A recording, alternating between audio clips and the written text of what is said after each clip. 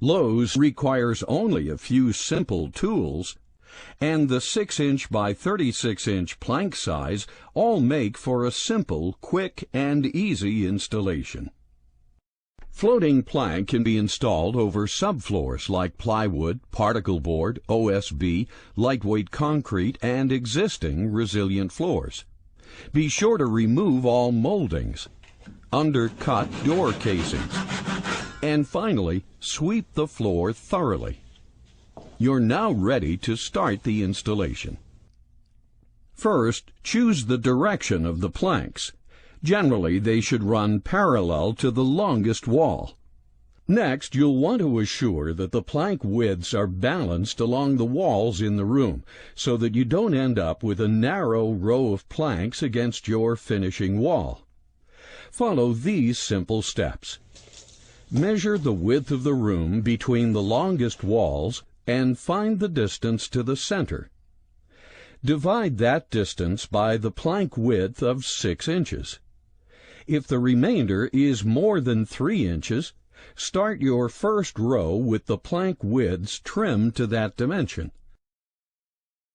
If the remainder turns out to be less than 3 inches, half a plank width, simply add 3 inches to the remainder, and that will give you the width of the starting row. By following this procedure, your last row of planks will have widths equal to those in the first row and never less than 3 inches. You are now ready to install the first row of planks. Always start in the left corner facing the starting wall, and make sure that the adhesive film faces out away from the wall. Pull the long strip of release paper back and remove the small end strip. You can place the end of the second plank against the end of the one on the floor and press it into the adhesive.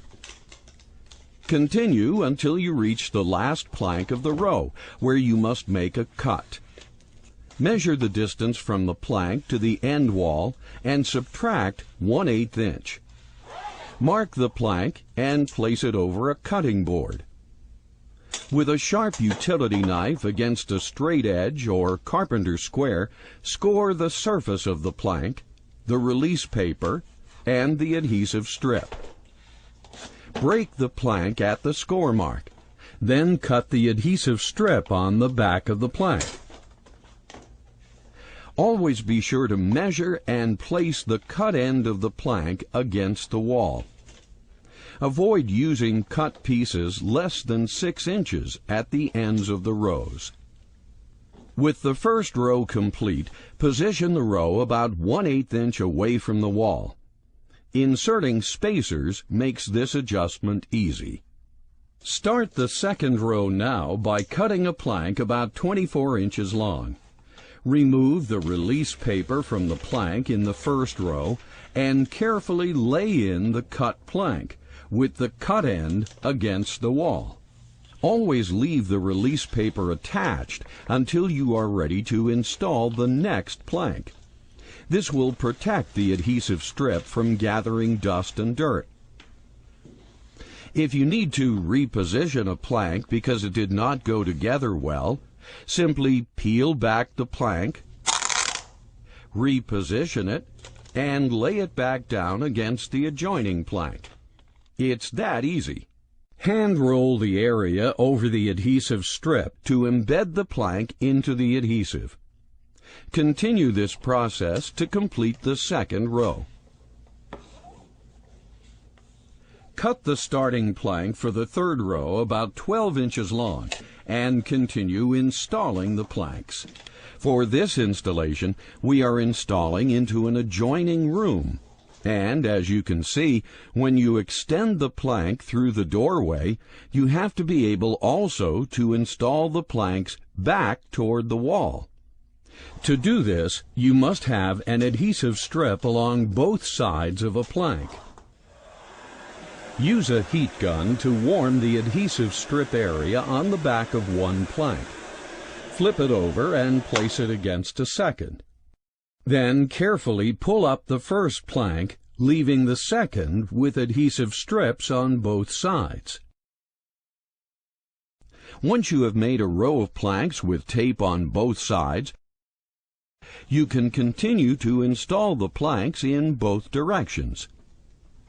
It's important to make sure that the planks are well seated in the adhesive strips. That's all there is to a Surface Source floating plank installation.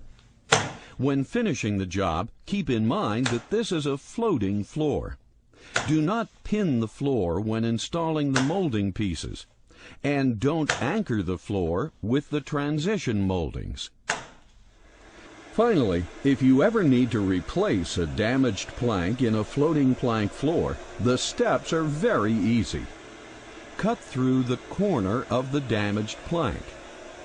Warming the area with a heat gun makes the plank release more easily. Using a putty knife, start lifting the plank. Work your way along the plank, carefully lifting it off the adhesive.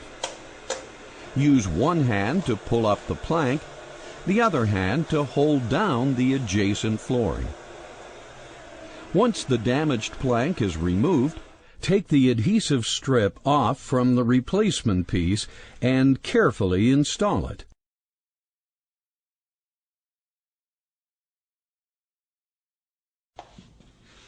Roll the new plank with a hand roller. That's all there is to making a simple repair in a floating plank floor. Now that you've seen the installation steps, we're sure you'll agree that Lowe's Surface Source floating plank may be the easiest flooring product you'll ever install.